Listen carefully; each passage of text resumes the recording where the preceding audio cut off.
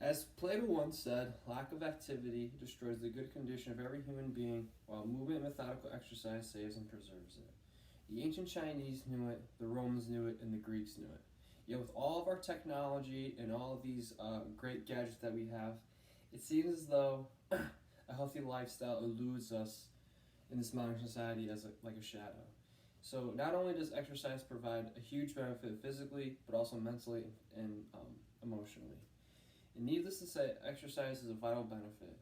And in fact, the leading cause of death in the United States is cardiovascular disease, where it counts for about 600 deaths per year, which is roughly about 25% of deaths within a given year, according to Cordova's peer-reviewed study of effects and benefits of exercise.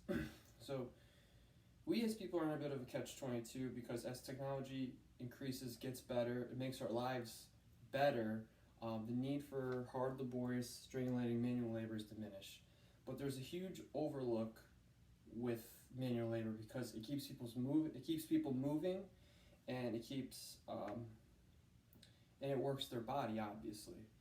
Because sitting at a desk all day in front of a computer is totally antithetical to our bodies. People were meant to run away from danger, pick up heavy boulders, and get some natural vitamin D. So, according to Sanchi Gomar's study, healthy adults ranging from 18 to 45 should receive about 30 minutes per day, 5 times a week of moderate exercise. And so cardiovascular disease is more than likely a byproduct of a sedentary lifestyle coupled with fast food. So,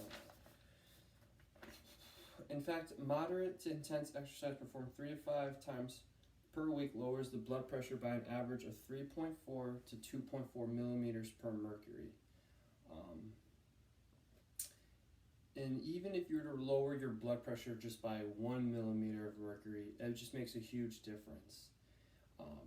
Seemingly so that it causes, lowering your blood pressure leads to about 20 fewer black deaths per year, as well as 13 fewer white deaths per 100,000 persons per year. So,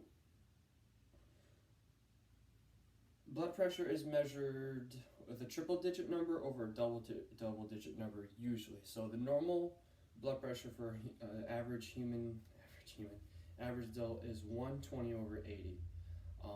The 120, the top number is called the systolic, and that's when your heart is contracting.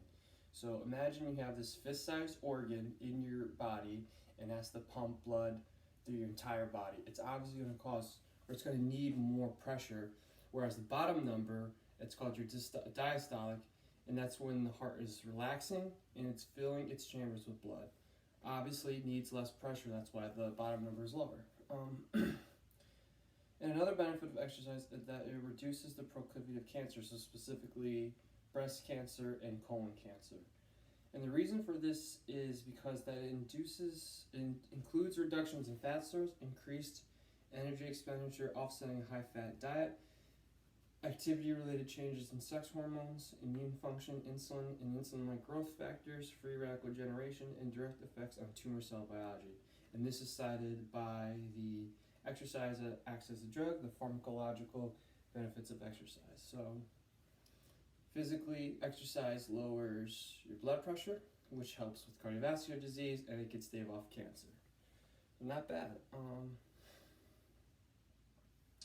Secondarily, it also helps with mental and emotional issues as well. And then, according to the benefits of exercise for the clinically depressed, depression affects 9.5% of the U.S. population each year, and about 17% of the population will suffer from a major depressive episode in their life. People who are not as in good shape generally have more psychological, more depression issues.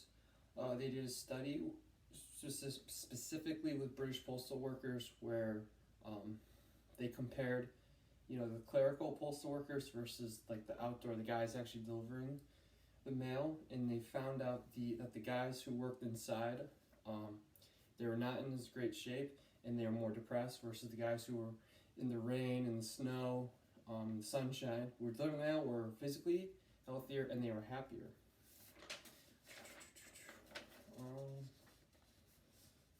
And they also, another interesting aspect is how running is used as a therapeutic treatment in order to combat against depression. And not only does it help with depression, but it also helps with staving off depression for longer periods of time. If you choose running as a therapeutic treatment in depression, more than likely you will not go back into depression, because running will be sort of the treatment I use, and it's been scientifically proven to, again, stave off it for longer periods of time as compared to pharmaceutical drugs. And not only does it help with depression, but exercise can help with learning and memory capacities.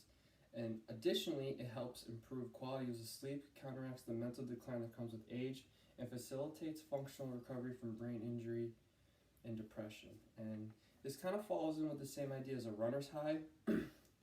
Usually marathon runners, they get to a point where they're running. They get to a point where they're not in pain anymore, and they actually start to enjoy it, which is called the runner's high.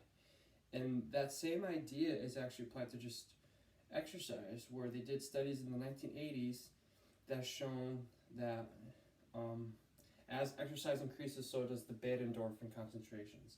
And beta endorphin concentrations induced by exercise have been linked to a variety of psychological and physiological changes, including mood state changes and exercise-induced euphoria. So again, more exercise you do, more beta endorphins you have, the better you will just generally feel.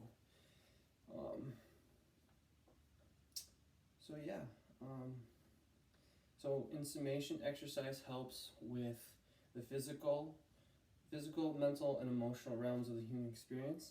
Incorporating exercise will make you live longer, live happier, and stave off depression better than pharmaceutical drugs. And how will exercise affect you if you incorporate more exercise in your life?